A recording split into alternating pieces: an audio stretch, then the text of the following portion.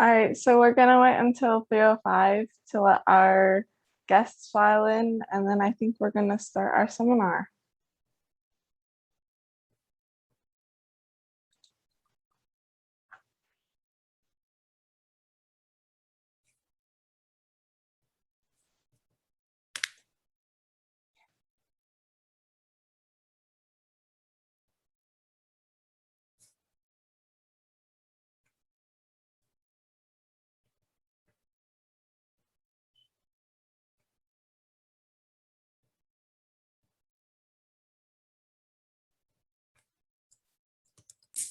Okay, so it's now 3:05. Once again, welcome to our Careers in STEM seminar hosted by CSTEM. If you just logged in, my name is Annika. And my name is Dalia. So CSTEM is a nonprofit student-led STEM outreach organization. We aim to connect classroom curriculum to real-life careers by introducing you to the various professions in the STEM field. We hope to encourage many or all of you to pursue careers in STEM. So during this seminar, we have invited two very accomplished STEM professionals, specifically in the chemistry and physics fields. And so we will start with a short presentation and continue with a Q&A section. And through these presentations, we hope you will learn more about their job responsibilities, education backgrounds, and take with you some useful advice if you choose to pursue similar STEM careers. So if you missed the seminar or you missed part of it, we will be recording it and it'll be available on YouTube. So stay tuned for an update on our Instagram or fill out the link in the chat to join our mailing list. So our first guest speaker is Dr. Robert Lingle, Jr. Dr. Lingle is a Senior Director of Market Strategy at OFS in Norcross, Georgia, and he previously served as Adjunct Professor of Electrical and Computer Engineering at the Georgia Institute of Technology. He has a research background in short pulse lasers and their application to fundamental processes in liquids and interfaces, with a PhD in physics from LSU and a postdoc in surface physics at UC Berkeley. At Bell Labs and now OFS, he worked in sol gel materials chemistry and managed the development and commercialization of multiple new optical fibers. He is currently responsible for helping his colleagues at OFS understand and influence market and technology trends that drive our industry. Now let us welcome Dr. Lingle. Hello, how are you today? Can you confirm that you hear me, Annika or Dalia? Yes, we can hear you. Yeah, we can hear. Excellent, thank you. Well, it's nice to be here today, and I'm glad to have you guys interested in your careers because they're going to be with you for a long time. So you should think about them. Glad you're doing that now, and appreciate CSTEM doing stuff like this to help people think about it, while they're still in high school. So as was just read, I did my undergraduate work in physics. I wasn't quite sure what I wanted to do with that at the time. I thought a little bit about electrical engineering, and I could have done that as well, and I think that would have been fine, but I ended up studying physics. Also did a lot of, I kind of did a minor in computers, and also a minor in math.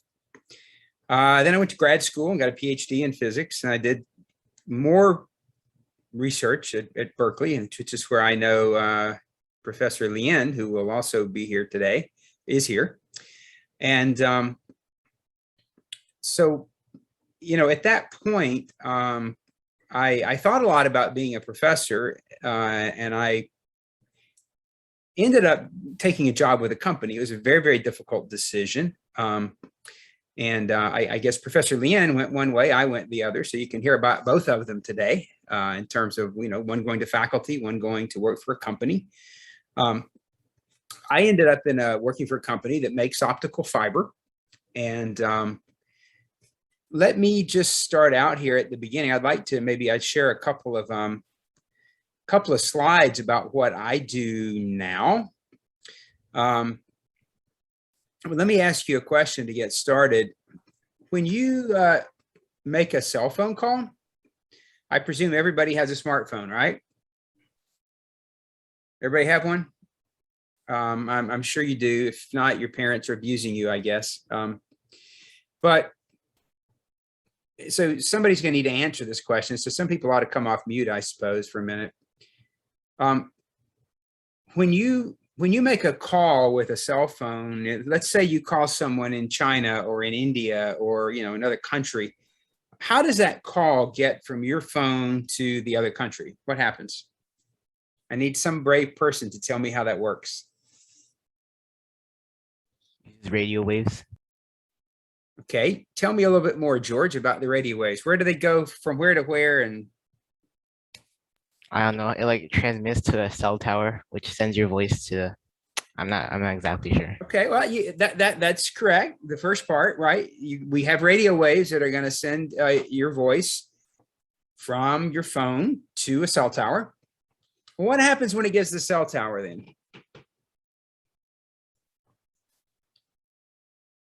Several people, you're welcome to give answers. Don't be shy. Of course, you're all worried that you're going to give the wrong answer and then all your friends are going to hear it and then they're going to, I know what's going on here, but somebody, come on, be brave. What happens after it gets to the cell tower?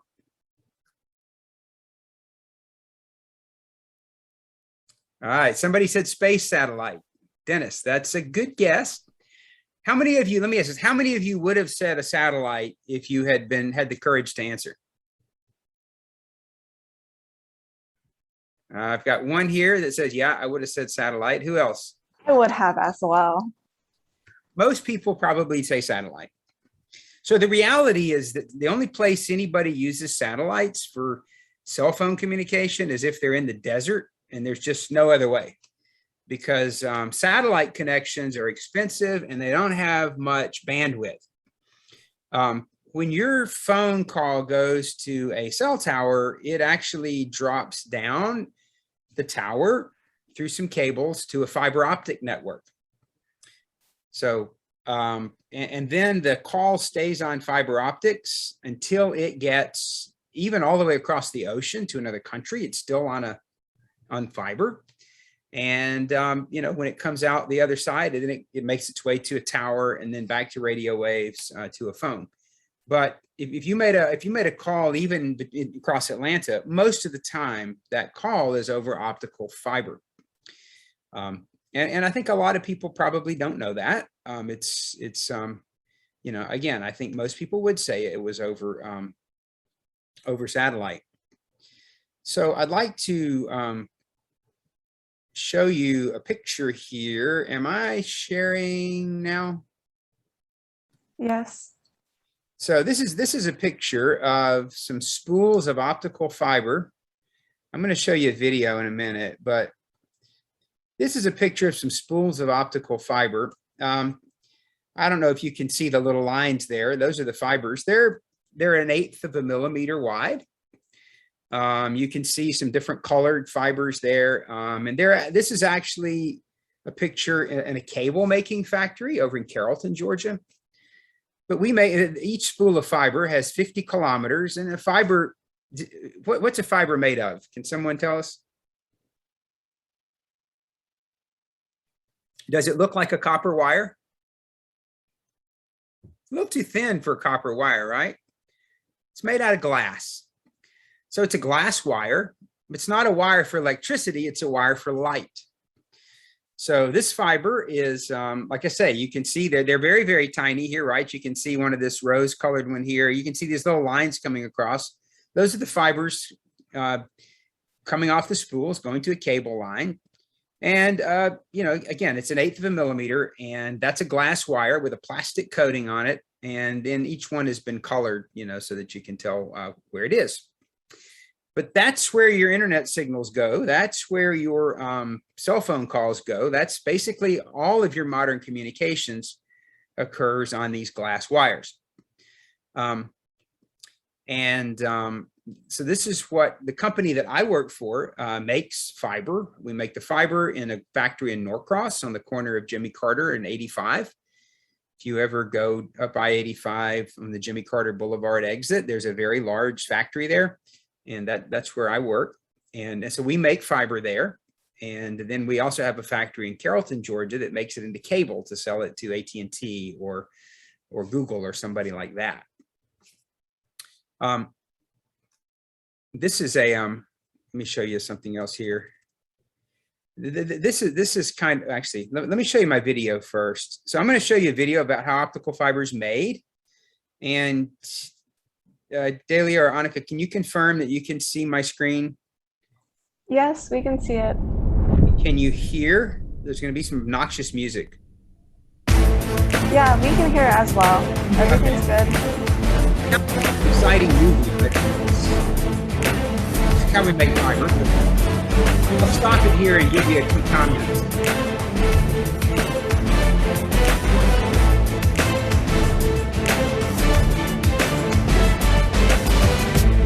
So the first thing the video is going to show is how we make the glass that's in the very center of the fiber where the light goes.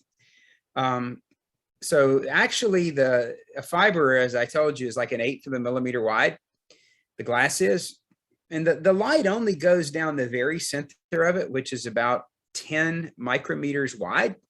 But that's got to be the purest glass you can possibly imagine, because that light is going to go, tens and hundreds of kilometers through that core of glass. So we have a way to make that glass. It's the purity has to be in the part per billion. It can't have any impurities in it, because otherwise the light would be absorbed. So this is just showing you a couple of things about how we make that. And what you'll see there is that there's a lot of chemistry involved in this part of making fiber. Okay, and you'll see that. You may also see some flames, because we actually have to burn some chemicals in oxygen and hydrogen to do that. So let me just let this run a bit.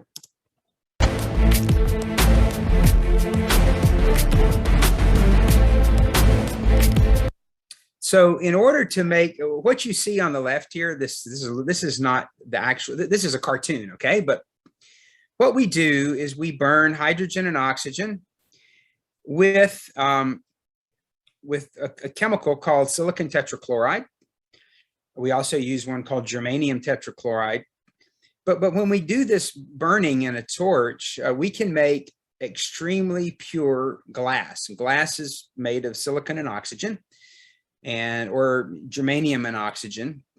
And this is a very chemical process. It uses high purity chemicals, requires, the people who invented it were probably chemical engineers and chemists working together with some electrical engineers.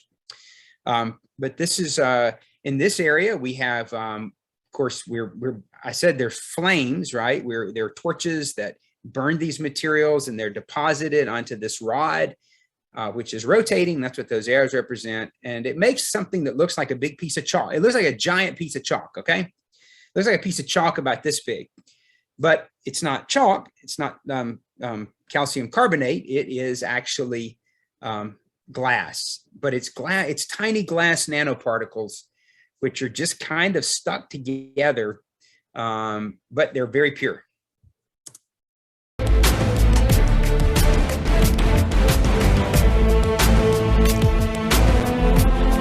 And I mentioned germanium tetrachloride. In the very center of that fiber, that's that 10 microns I was talking about. That has a different count. Outside is all silicon dioxide, but there is some germanium dioxide, about 1% of it in the middle. And that changes the speed of light in the center of the fiber.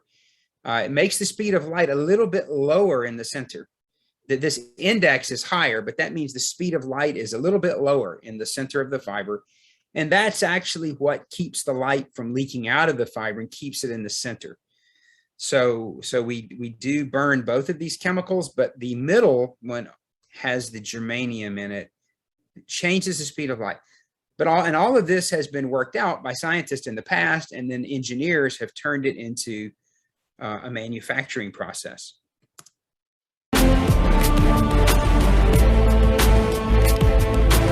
Now, I mentioned that big piece of chalk that it's about 2 meters long and about that big around. You saw that we have oxygen. We need to get the hydrogen, because that will cause loss. So part of what we do is use gases in a furnace, like especially chlorine, to go in and pull the hydrogen out of that chalky thing.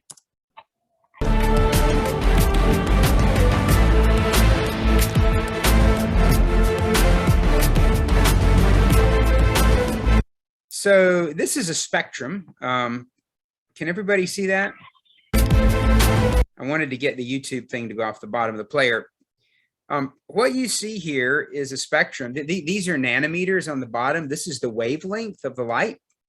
And we are trying to make the fiber have a very, very low loss. And in order to do that, that's why we have to use these very high purity methods. And you know, if you don't get the water or the hydrogen out of the material, then you will have this huge peak over here where you have silicon hydroxide. You'll have OH inside the glass. But we don't want any OH in the glass. We want silicon and oxygen, but we don't want any hydrogen.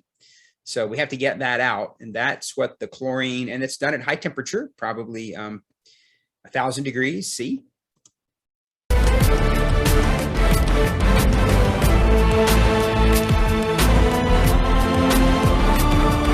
Now you'll notice here, it doesn't look like chalk anymore because we're going to raise it up to about 1,800 degrees. And at 1,800 C, all those little silicon dioxide nanoparticles will fuse into a piece of solid clear glass.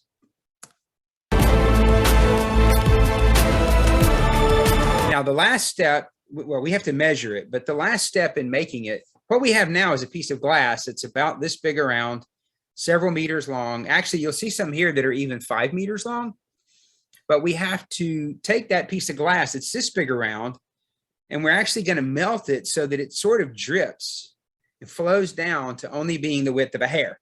So we're going to go from something that big, it's going to melt at high temperature. It's going to get up to 2,200 degrees Celsius, and it will dry. It will narrow down, taper down into something that's about the size of your hair. And so that thing that's this big around and a couple of meters long will become thousands of kilometers of fiber when you stretch it out like that.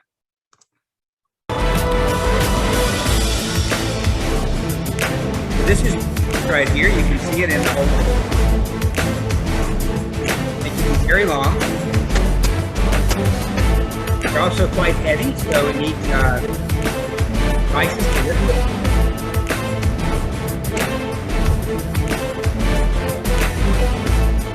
So there you can see the a piece of, this is, we call this a preform, and that preform will become about 4,000 kilometers of fiber.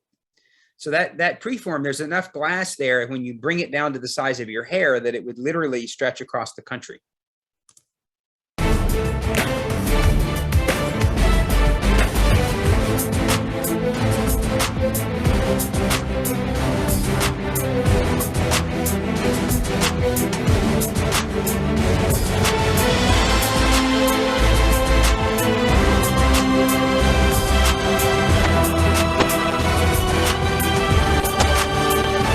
So what do you think that thing we're going to drop it into is? Any guess? I'm just making sure you're not asleep. I know we have this grand music that sounds like it's an action movie, but no idea. Well, it's glowing red. Something really hot, I guess. That's the furnace. So this piece of glass, you can see it's that piece of glass is about 150 millimeters by 15 centimeters wide. And it has to drop into that furnace where it will be, that's where your 2,200 degrees C is.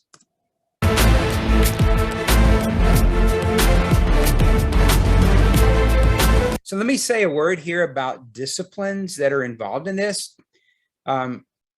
There's a lot of mechanical engineering in this area of our factory. Working with this glass at high temperature, you know, is designing these furnaces is something that mechanical engineers do. There's also a lot of electrical engineering because these furnaces actually have radio frequency that feeds them to get them hot. There's a large radio frequency generator, about 30 kilohertz, draws a lot of power. So there are electrical engineers involved in designing and maintaining this equipment. There are also gases that flow in the furnace that chemical engineers have to manage. And you're going to see in a minute, we also put the plastic coating on the fiber here. And so that's polymer chemistry. And you know, it's chemical engineering to flow that on in the right way. There are ultraviolet lamps, which cause the polymers to cure. So really, you know, all of the disciplines of science and engineering are involved in, you know, the technology that you see here to make this fiber.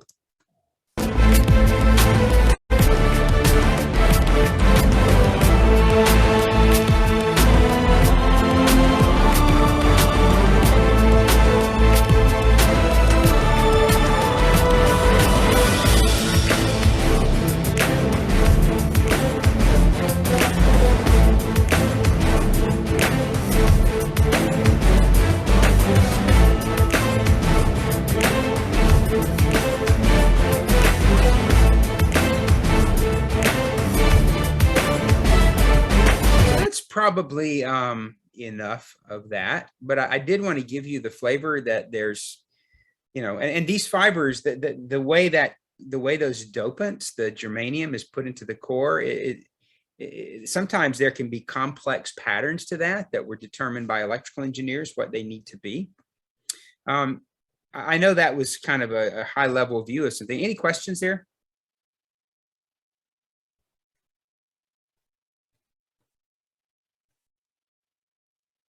None. Okay. I think someone asked, do the fibers ever break in the process? Oh, that's a very, very good question.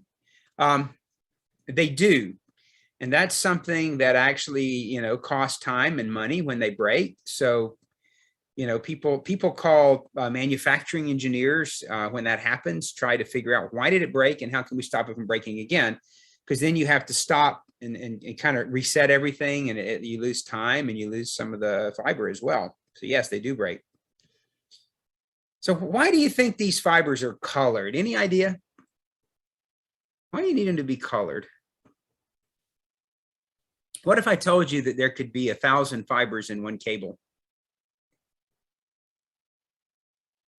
How would you connect them together? How would you connect two cables together? Yeah, you have to match up the colors. That's one of the ways that you do it. It's more complicated than that, but they need to be different colors so you'll know which one to splice together with which one. That's another reason. Let me give you a simple idea here. Can you see my screen here? Yes. That you can see the PowerPoint? Yes. This was from a conference I gave a talk in Japan a couple of years ago before COVID. And it was kind of a joke. You know, networks used to be very simple. We had this is a Japanese payphone, okay? You know, there was a telecommunications network that carried your voice, and that was all on copper cables. And there was cable TV that was on what's called a coaxial. Okay, see, that's copper in the middle. And then if you wanted to transport data back 50 years ago, well, you had data on magnetic tape, and if you wanted to transport it, you put it on a truck, take it somewhere. Today, all of that voice, you know, video, data, it's all sent over a fiber optic network. And what I wanted to show you here up at the top, can you see my cursor? You see this laser pointer? Yeah, we can see Yeah, we it. can. There's a backbone network of fiber across any country, and includes undersea fiber as well that are sitting on the bottom of the ocean. But you have a network, a long haul, kind of a backbone network. Inside cities, you have a metro network, and that connects to wireless towers. Okay, so we might have 5G wireless towers. It connects to fiber to the home system that AT&T. Some of you may have fiber in your neighborhoods. I hope they got it there now in most places. And that fiber to the home network may connect you in single family housing or condos, multi-dwelling units, connects people to what we're starting to call Internet of Things in smart cities, wireless towers, right? We have 5G. Cars, right, are beginning to be connected to wireless now, and self-driving cars in the future will be even more connected to wireless. And we have data centers that connect them. And data centers, do you know what a data center is? Let me give you an example here. When you get on your cell phone, most of the apps that you use are talking to a data center somewhere. I'm not sure if everybody understands that, but if you go on Google Maps, right, and you ask for the traffic in Atlanta, there's a data center somewhere that looks something like this picture, and it's full of servers and storage. And this data center is keeping track of all of the traffic, right, in the state of Georgia. And there's one taking care of the state of, there's several taking care of other states, right? All over the country, there are these data centers that are taking all of this data, right? And on Facebook has these, and Google has these, and Microsoft has these, and AWS has these, and other companies, you know, have some of these as well. But Facebook, Google, Microsoft, Amazon, they have the biggest. And these data centers are full of fiber as well. The servers are all connected by fiber, and the switches are connected by fiber. And a lot of what your cell phone does is talk across a fiber network to a very large data center. And fiber, again, is these data centers have cables in them with, we sell some with as many as 7,000 fibers that, you know, to connect up things inside these data centers. So fiber's everywhere. It's under the ocean. It's across the country. It's inside these data centers. It's connecting your cell phone towers. You know, and again, anytime you use your smartphone, first wireless tower drops onto fiber and goes to a data center generally. So anyway, that's the field that I work in. I worked as an engineer for a long time. I did some research at first. I worked as an engineer for a long time. Today, I more work on strategy, and I work on what the company ought to be doing, trying to understand the trends in the technology. You know, how does machine learning and artificial intelligence, and how to building more of these data centers to do that? How's that going to affect our business? How many submarine cables do people need, and what kind of fiber do they need inside of them? So you know, I've spanned from starting, you know, as kind of working on science and engineering more to doing strategy now, and business strategy, but it's still very technical, and I enjoy that. So anyway, that's what I wanted to share with you today.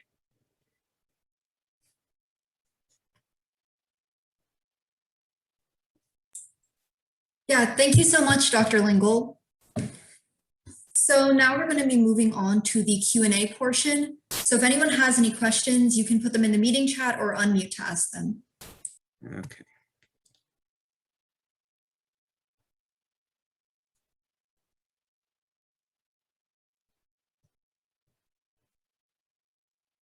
I do see some.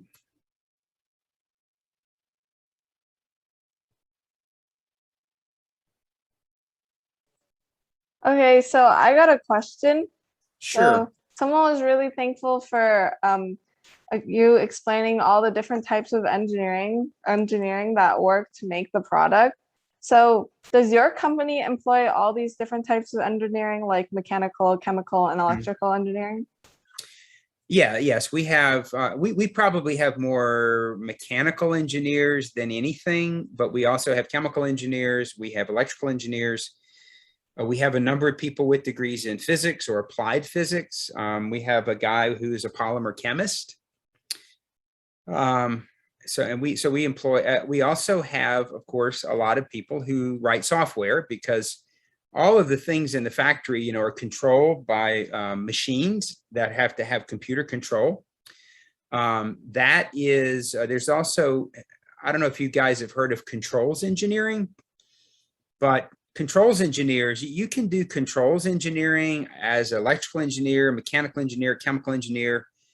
But what that means is people who are expert in feedback and control. So what if the machine starts going too fast? How do you mathematically understand what to tell it to do to slow down, you know, in order to dial in? I told you the fiber, I think I mentioned it has to be exactly 125 micrometers wide.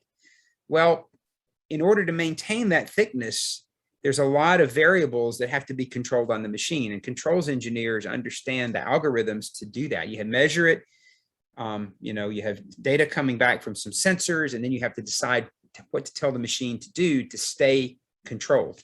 So controls engineers are also very, very important. But we have all of those disciplines hired, yes. Someone also asked in the chat, what if a shark or a marine animal gets too curious and tries to bite or break the wire? They do that. So a submarine cable is actually, it has steel wire inside it that's wrapped around it. So the outside of it is heavy plastic, but the inside of it, it does have wrapped around the fibers or steel wires. So a shark could chew through it. They have to work pretty hard, but yeah, things do attack the cable. They certainly do. The biggest thing though are ship anchors. So when you get closer to land, where there's a lot of shipping, fishing vessels break cables more than anything, I think. That and earthquakes, earthquakes on the bottom of the ocean.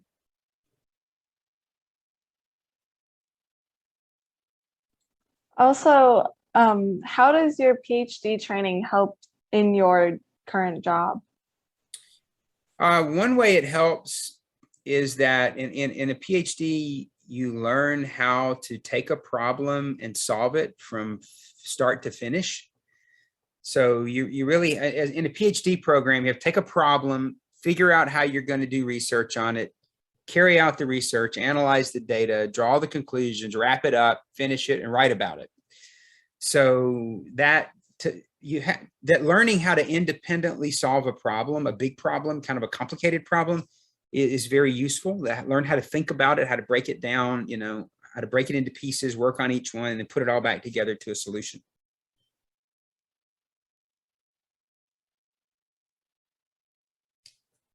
And Yep.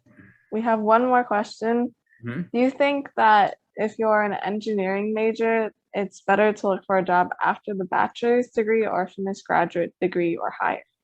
That's a really good question. And I don't know how Professor Lian feels about this. What I tell, when I went to grad school, dang it, I wanted a PhD. I just wanted it because that's what I wanted. And I wasn't going to say no. There was not going to talk me out of getting a doctorate. What I would tell somebody today is you should get a PhD if you feel you really need one, because you want to have it. Now, if you want to be a professor, yes, you have to. I mean, if you study psychology and you want to, work, you probably have to get a master's degree or PhD. If you want to teach, you need a PhD. But there are pros and cons from a like a financial point of view. I did a PhD and then I did a postdoc, and there were not many jobs when I started my postdocs. I had to wait like several years. So between graduate school, which is 5 years, and then working, I enjoyed my research at Berkeley more than anything I've done in my life professionally. But one thing I realized when I got out of school is I hadn't been saving money like these other people had. When I got to the Bell Labs and the Lucy Technologies, and I saw these people who had bachelor's degrees in engineering, and they had already saved money for 10 years, been putting in their 401ks, or some of them had already bought a couple of houses, and they were renting them out to people to make money. And I'm like, I didn't do any of that. I made almost no money for 10 years because I was doing research, and I enjoyed it and I wouldn't trade it for anything. But I didn't save money for my retirement for 10 years, And if you've learned about the compounding of interest, as a, that's a hit. So, but I think, but I got a PhD because I wanted it for my own satisfaction. And that's what I would say to other people too, is, if you feel that you want the challenge of doing that and you want to conquer it and do it, then go do it. If you don't, if it's not really critical to you personally to do it, then, financially you may turn out okay. You save more money earlier, without getting a PhD. I made more, I think I started at a higher salary because I had a PhD. But again, I also didn't save money for 5 to 7 years that some other people were. I wasn't putting it in the bank for the future. So does that make sense? But again, Yeah. I wouldn't trade it for anything. That's what I wanted, All right, that sounds good. I think that will be our final question. We can move on to Dr. Lian. So thank you for that. It was very interesting.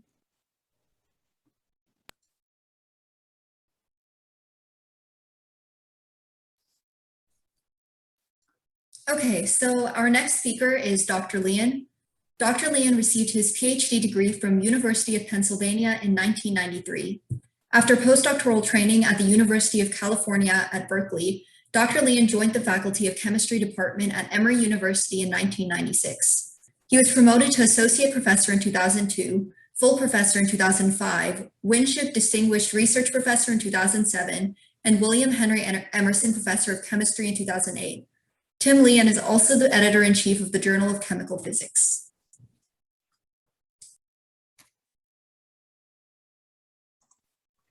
All right, thank you. Now let me share my screen.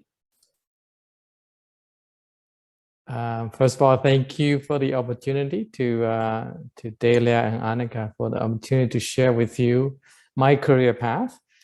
I also want to thank my good friend Robert Lingle for giving this really exciting talk. Fascinating. I learned actually a lot about fibers. Thanks, Robert. My talk is going to be much less exciting because my work is less exciting. I won't have any this exciting YouTube video to share with you. So I want to tell you about college professors. What do they do? And if you are interested, how to become one.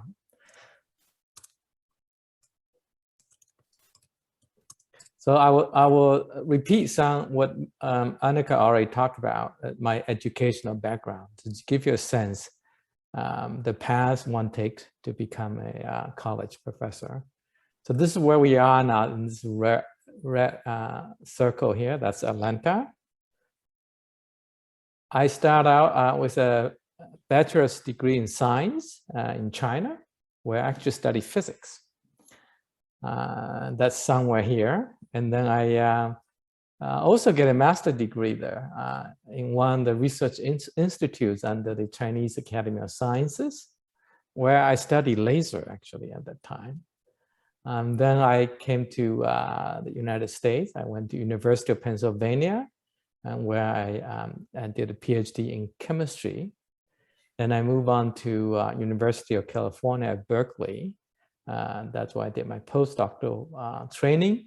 And that's why I met Robert Lingle. We overlapped for quite a few years. Although I actually met Robert a few years before that through mutual friends at LSU. Yeah. So here's, unlike Robert, I think actually maybe not so unlike Robert. I only have one job in my whole life, and that's my current job. So I've been at Department of Chemistry, Emory University, since 1996.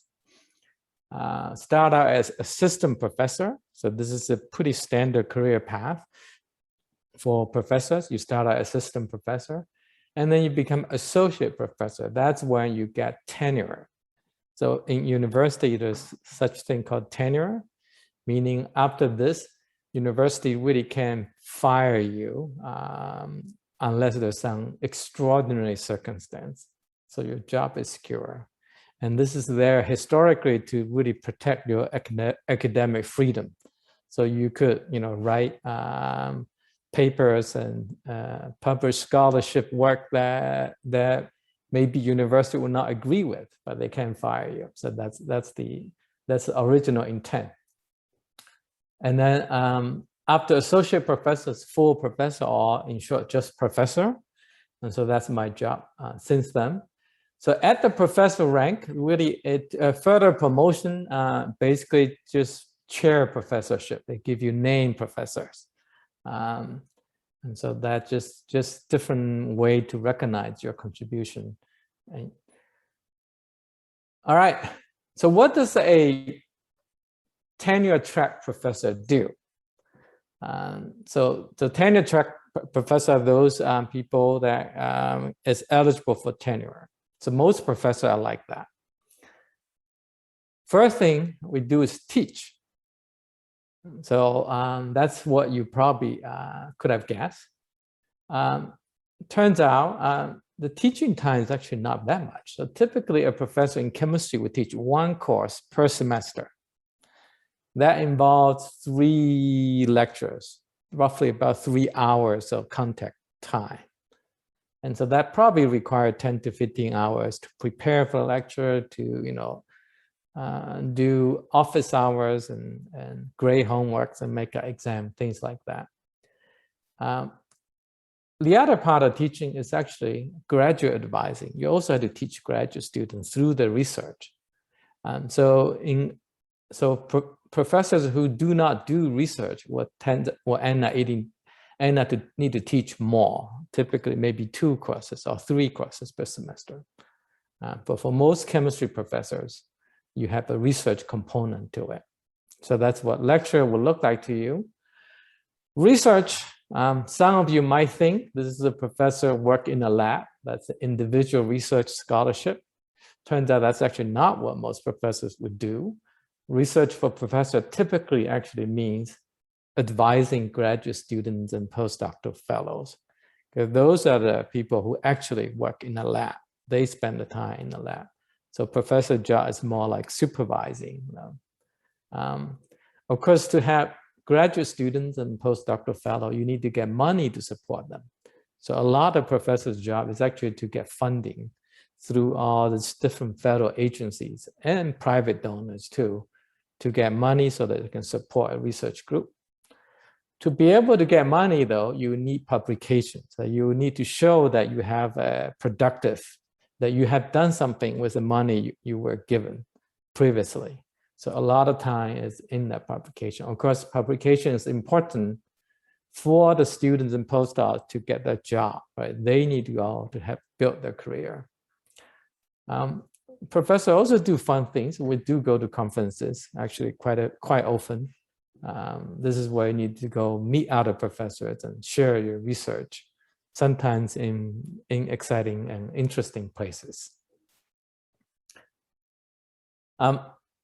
There's one more component of a daily life of professor, actually service.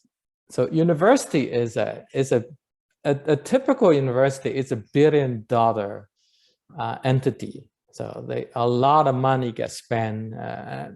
So there are all kinds of things that need to be, there need to be policies, right? So because you teach undergraduate students and graduate students, so there had to be policies had to be made. For example, what kind of courses should a student take?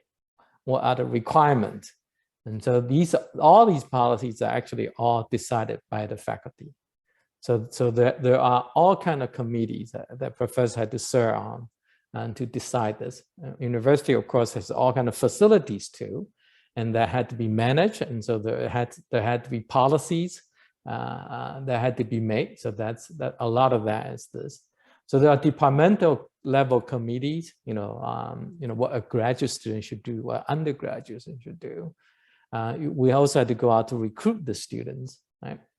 And this college university level committee, for example, we had, of course, college had to accept undergraduate students. So most of you, in a few years, you're going to apply to a college. And many of you, for example, apply for scholarship.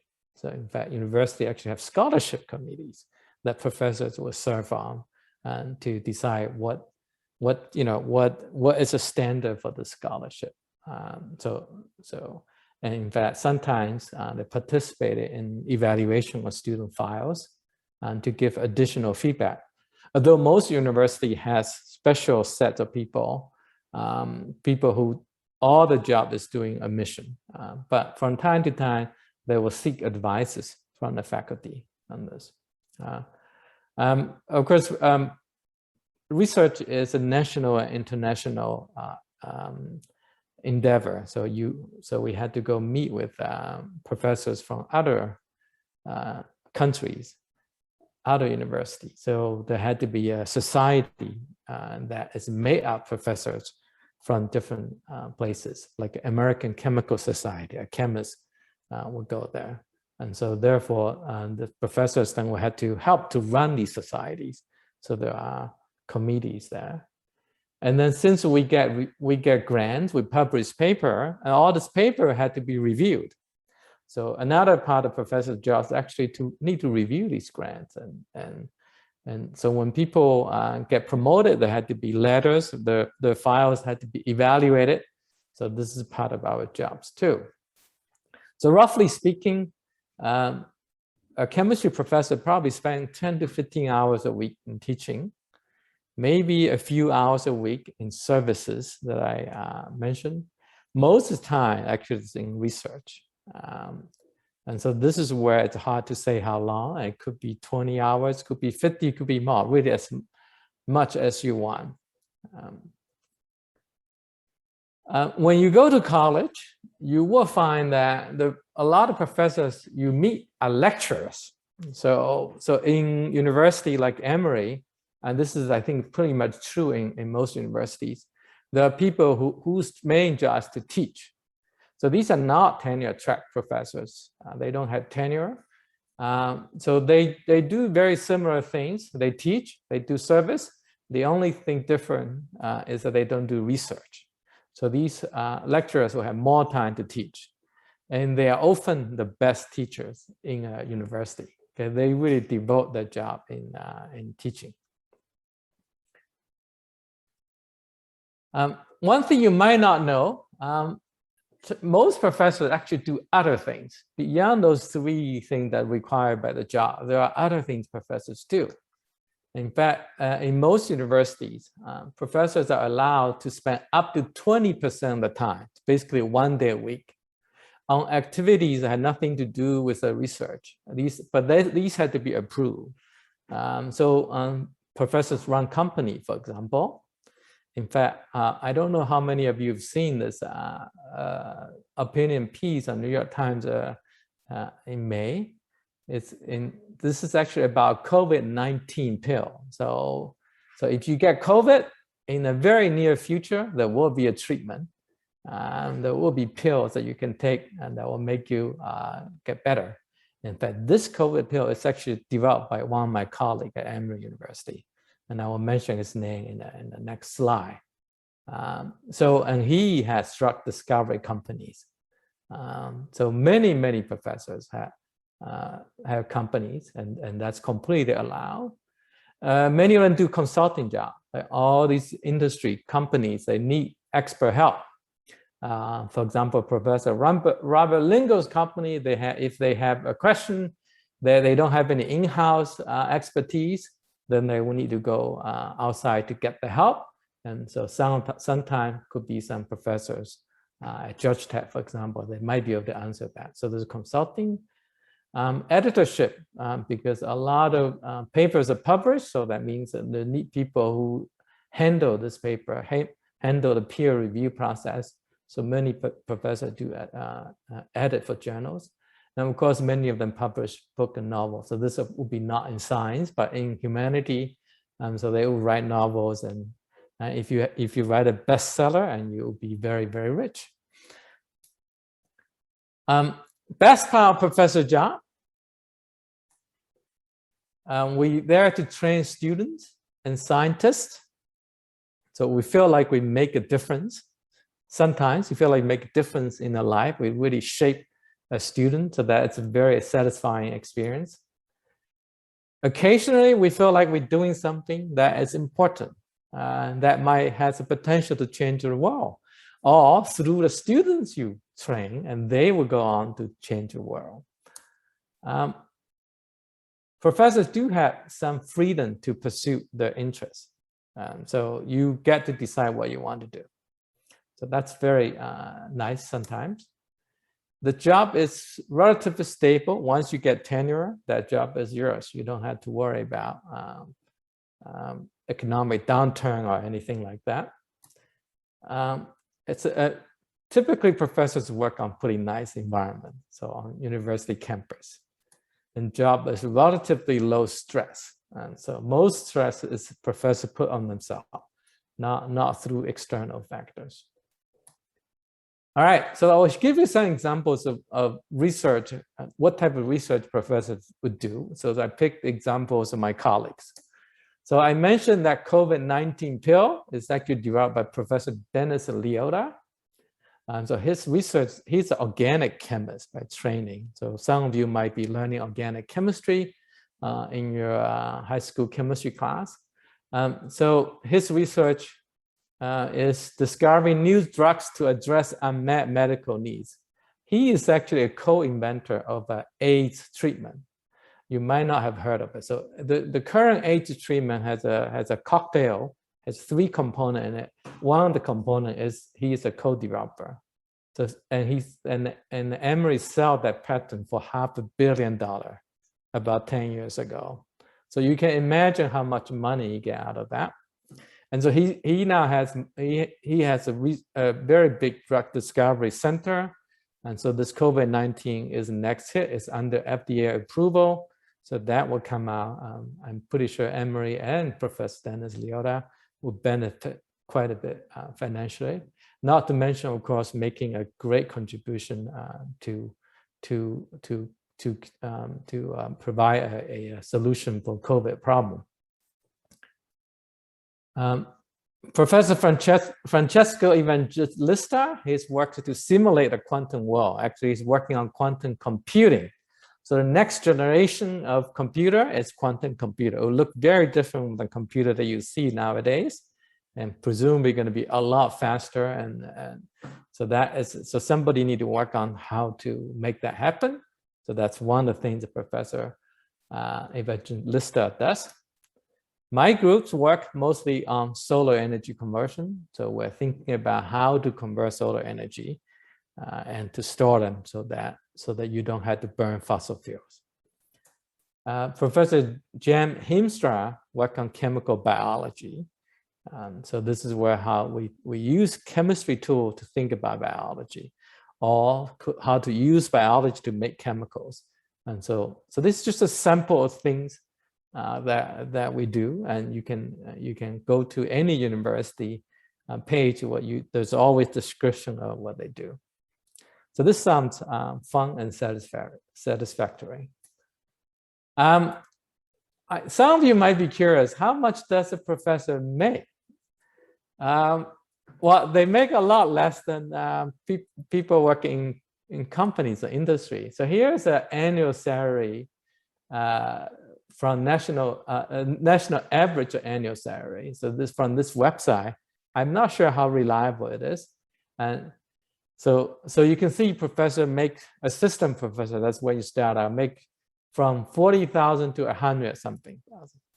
All right, so this looks like a this is reported data, but this is actually quite misleading because this is average over all types of universities.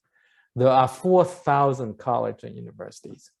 So maybe a more useful example would be what a Georgia Tech professor make. The reason I picked Georgia Tech professor because the salary is public information. In fact, it's called, you can actually look them up.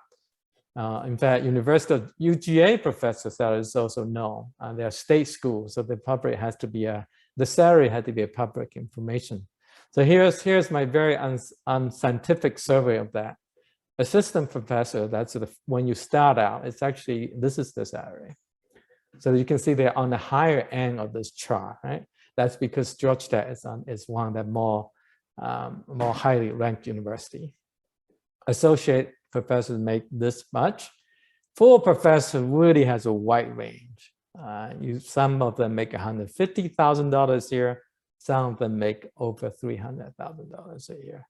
And so that, so this gives you some sense, the compensation of professors. All right, so how do you become a professor? So my experience is a pretty typical one, right? You start out with an undergraduate degree in one of the STEM fields if you want to be a professor in STEM. In fact, it does not even have to be in one of the STEM fields. People could be in any other degree, but you need a bachelor's degree. The important one is a PhD degree. So you need to get a PhD degree. That takes somewhere 4, 5, 6 years. And then you need to do postdoctoral training, typically 2 to 3 years. So this looks like a long time, right? This is about 8 years postgraduate, as Dr. Robert Lingle mentioned earlier. But these positions are typically paid. You don't make much money, but you don't actually have to borrow money. You actually make a stipend to keep you to cover your basic living needs. And postdoctoral training is also paid too. So actually the minimum salary is 48K now. But the upper limit really depends quite a bit on where you are. So okay, you need to be trained first, and then you need to have some level of accomplishment and qualifications. You have to have a record that you have published. You can do research. You got to have good letters. People say, okay, you are good. And then you need to have, most importantly, you need to show that you can establish an independent research program. So that means a proposal. Also, you had to demonstrate potential to be a good teacher, because after all, you're there, the one important part of your job is to teach. And finally, you need good communication and interpersonal skills. This is true for any job. So professor is still just a job. You still have colleagues. You need to communicate with people.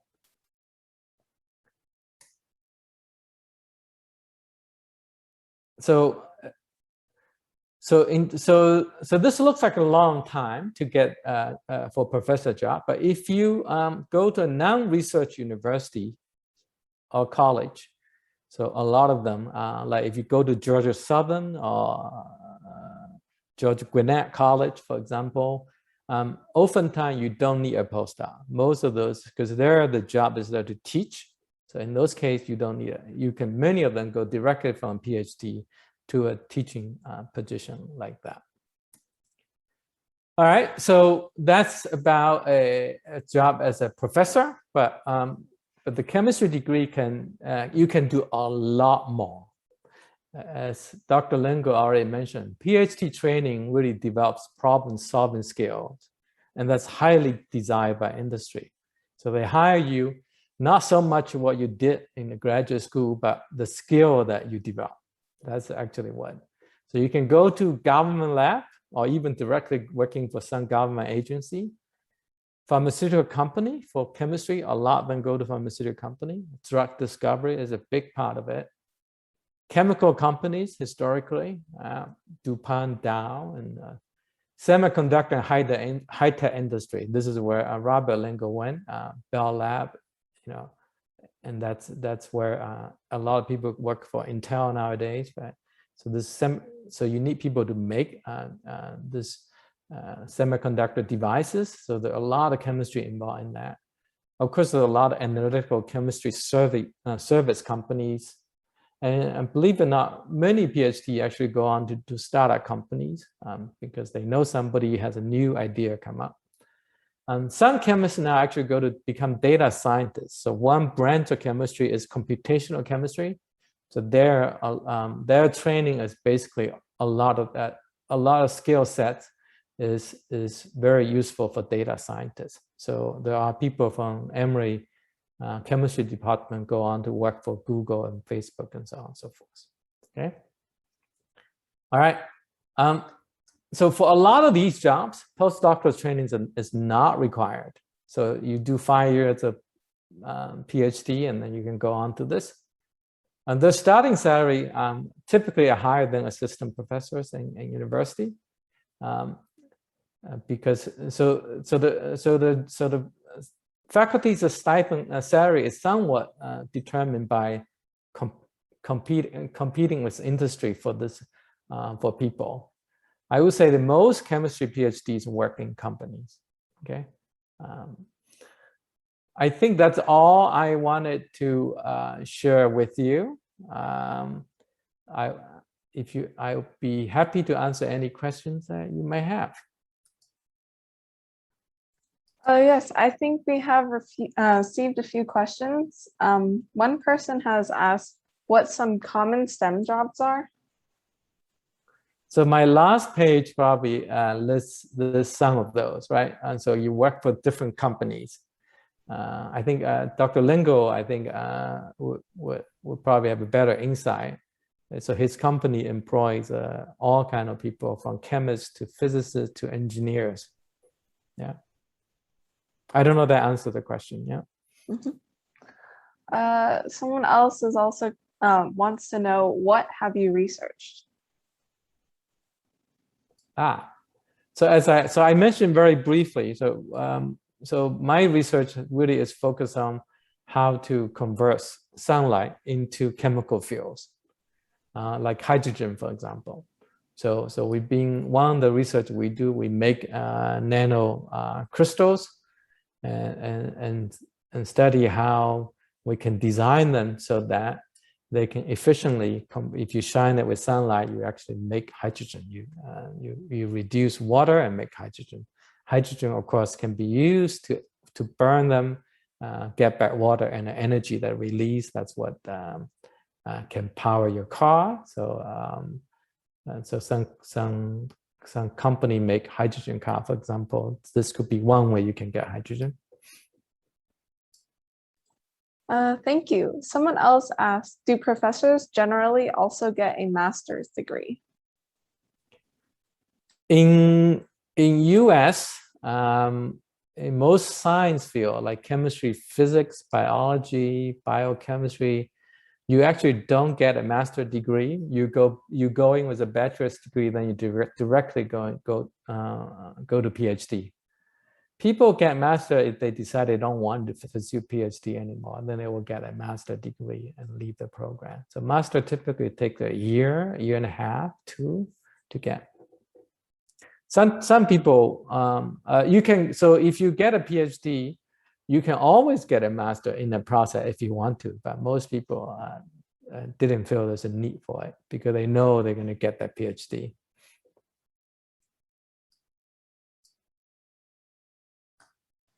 Thank you. I think we have one more question.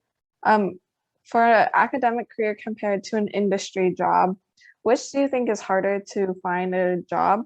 And what are some deciding factors to help decide if I should go into an academic or an industry job?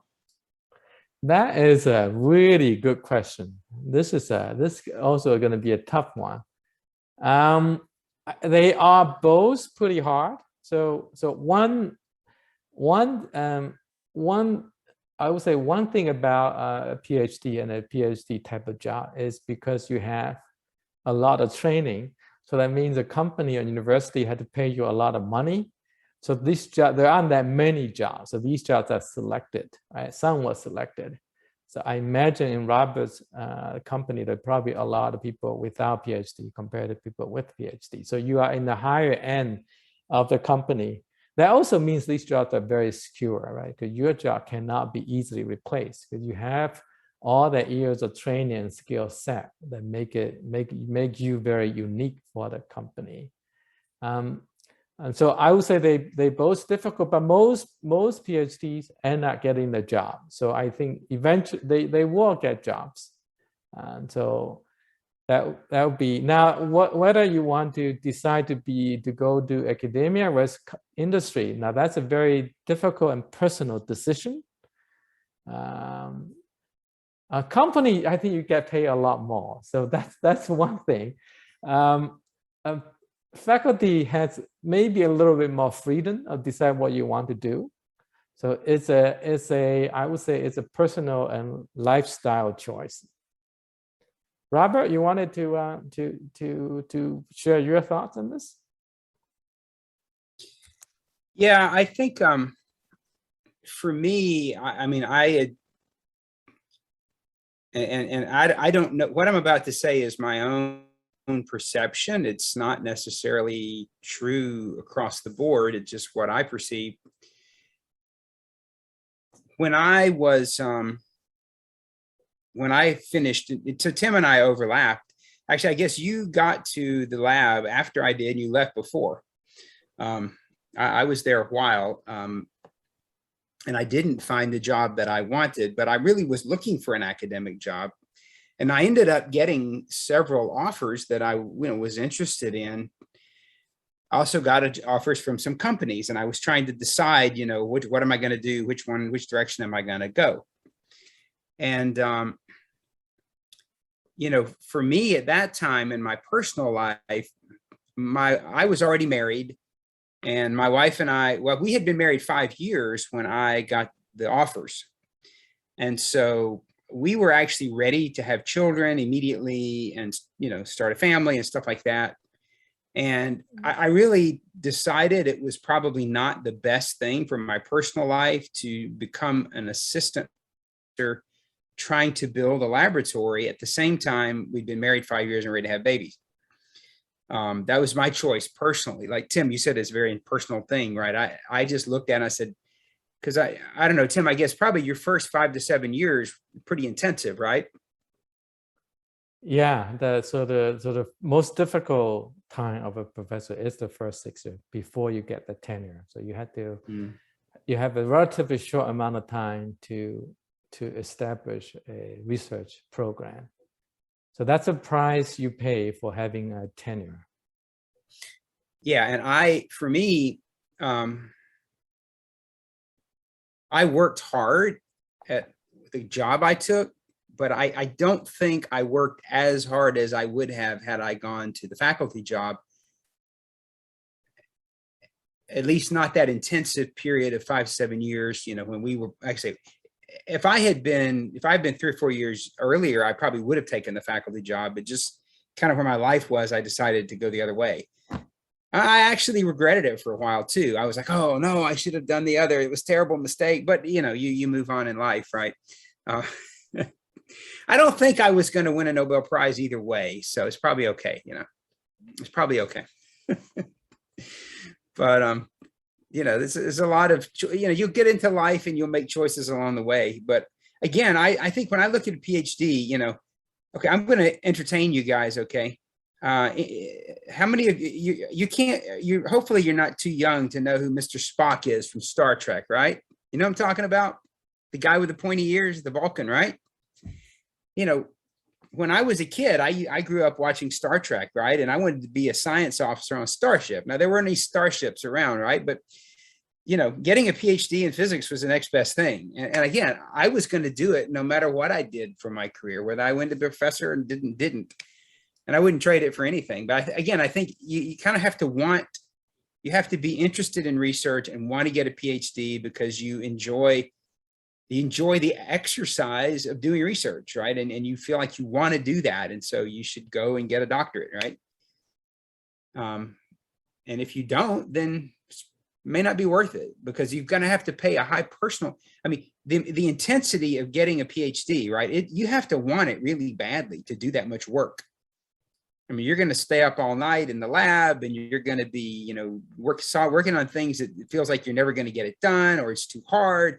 You just have to want it, you know, you just have to want to do it and enjoy it, you know, you have to enjoy the challenge of it. And so, you know, I would say, you know, as you get through your bachelor's degree and whoever asked that question and you want to go as an undergrad, you want to go watch graduate students work, right? So you want to do some undergraduate, go to a professor like Dr. Lian and you say, hey, can I work in your lab for the summer, right? And you see how it goes, right? And you see, do you like the flavor of it? And if you like the flavor of it and it sounds like fun to you, then go get a PhD.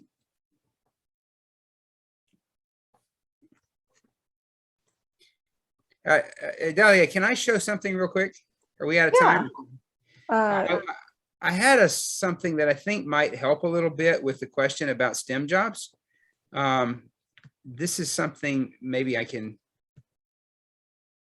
talk about and then maybe make a few. Can you see my screen? Yes, it's starting to share. It's not yet there yet. Here we go. It is there. So I had just made this up before the call, thinking about, you know, kind of what I see and people I work with. And, you know, there's kind of different flavors and varieties of jobs in STEM, right? I mean, we can talk about science versus engineering, right? That's kind of one way to think about it. Science is more about understanding, you know, how things work, and maybe engineering is more about what can I do with it, you know, now that somebody figured out how it works and what can I do with that, right? We could talk about physical sciences. Tim and I both did our research in physical sciences, but of course there are biological sciences, right? And there's a tremendous amount of understanding and advancement today in neuroscience and tools for understanding neuroscience. And of course, you know, DNA and all of those things is almost old now, but the tools for analyzing DNA are getting to the point now where, you know, we can even study the different types of bacteria that are in your stomach, right? Or in your intestines. I mean, that's a fascinating field, okay? But there are tools that people have developed to study it. So many kinds of the biological sciences now, and those are chemical, they're optical, they're, all kind of but then we have the computer sciences, right? Which are yet another kind of science. And even in computer sciences, right? We can talk about hardware, we can talk about software, just purely codes and algorithms, or the hardware that does computation, right? I showed you the Google data center, right? That is a supercomputer, if you will, that, those data centers are huge computational machines that take up a whole football field, and they have hardware and they have software. Robotics is a field, right, of its own that kind of is an interface of software and hardware and controls. Machine learning and AI, of course, has exploded in the last few years as those big data centers allow you to do it computationally. There's enough horsepower there. A company today if they want to use artificial intelligence, they don't have to hire their own PhDs to do it. Google Cloud or Amazon Web Services, they have their own tools. Microsoft has their own tools for you to do machine learning or AI or video recognition or voice. They have all their own software available for you to use, and you can run it on their cloud, right? But that's a whole field that's, right, there's so many applications. Even in research, right? You can talk about pure research or applied research. Am I trying to understand a fundamental science, or am I trying to, really do something that's closer to technology with the science? But I wanted to say a word about this last one because maybe it's the one they least understand. When you get into engineering, when somebody's designed say somebody's invented something, okay? Say somebody's invented something, how does it actually become a product? How does it go from being an invention that somebody wrote a patent about? Maybe somebody in applied research, invents something and they have a patent on it and they say, I've invented something, it's awesome, it's wonderful. But somebody has to take that invention and make it manufacturable. They have to set up a way to produce it, right? You know what I'm saying? So I made a little example here, right? Think about a smartphone, okay? How many parts are inside a smartphone? Somebody at Apple thought of an iPhone, I don't know, 15 years ago or something like that. I don't remember when they came out. But somebody thought that I could take all of the, people had computers and they had some cell phones and they had cameras, and somebody said, we could really work hard and put all of this in one small device. And that was a big idea. Wasn't easy to do because you had to miniaturize all those parts, right? You had to take a digital camera and make it really small parts. And so what's inside a smartphone, right? Well, I just listed some of the pieces here, right? Can anybody think what kinds of antenna need to be in a smartphone? Please, some brave person. By this point, you're brave. Come off mute and tell us. There's no wrong. There's a bunch of answers. What kind of antenna do you need in a smartphone?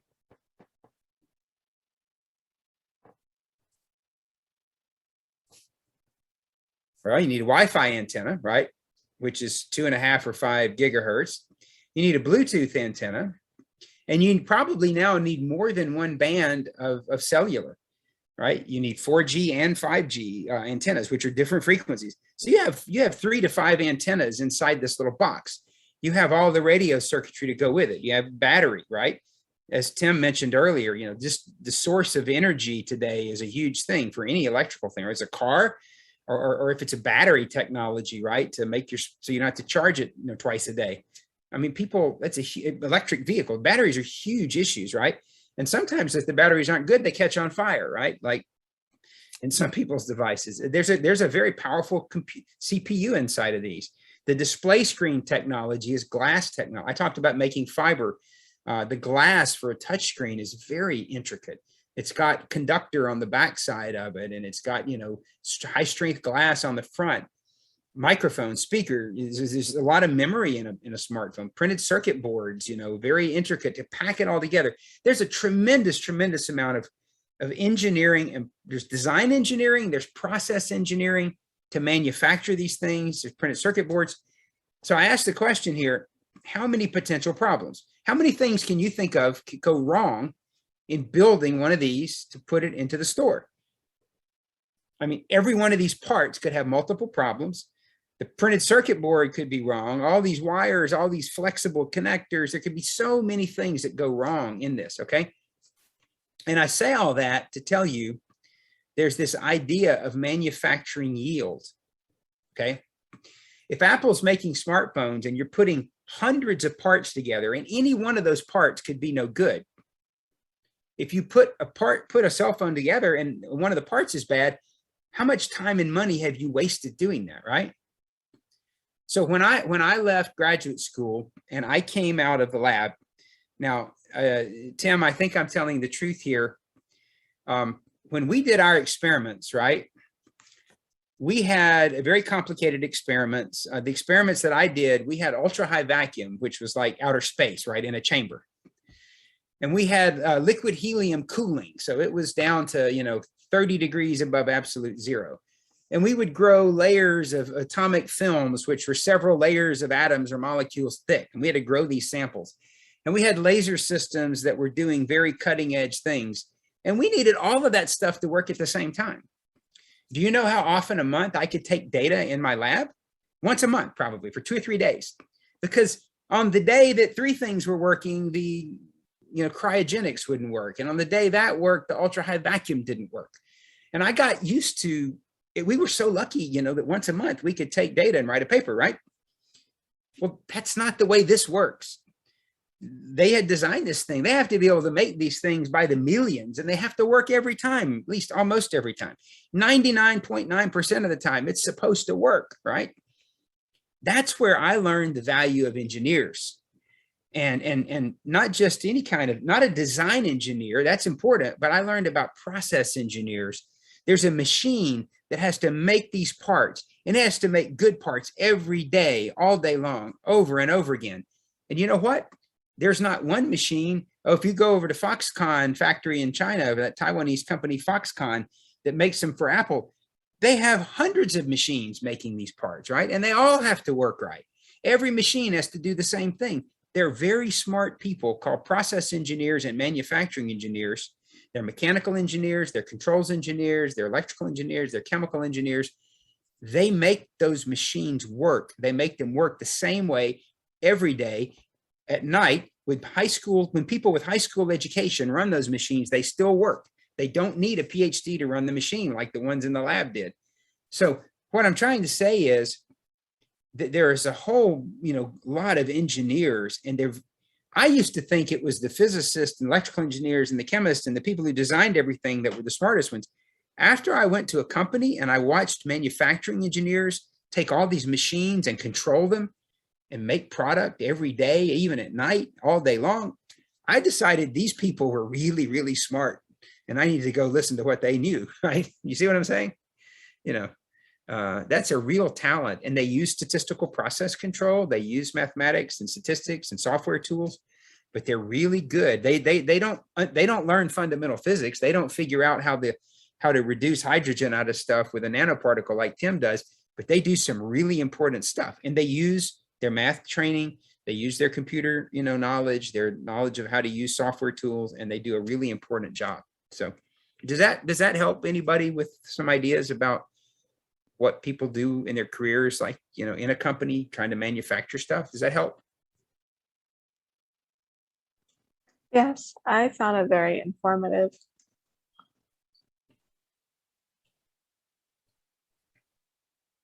So anyway, maybe that helps some on those ideas. A question about what some other kind of STEM jobs.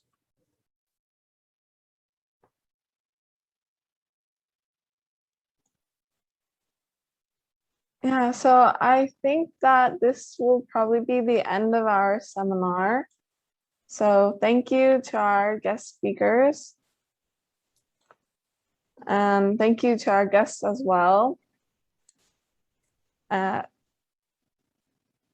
So if you have not already, it would be nice if you could fill out our survey form so that we can better improve our seminars for the future. and just to gauge everyone's interest. And if anyone has questions, you can contact us at cstem.us@gmail.com. And I hope that you have a great afternoon and that you learned a lot attending the seminar today. It was fun to be here. All right, it was fun. And thanks again to our guest speakers.